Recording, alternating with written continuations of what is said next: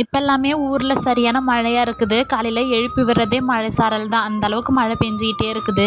துவைச்சி வச்ச துணியெல்லாம் காய வச்சு மடித்து வைக்கலாமே அப்படின்னு நினச்சாலுமே முடிய மாட்டேங்குது. இந்த மழை வந்து ரொம்ப டிஸ்டர்ப் பண்ணுது. மழை வந்தாலும் கஷ்டமாக இருக்குது, வராத போனாலும் கஷ்டமாக இருக்குது.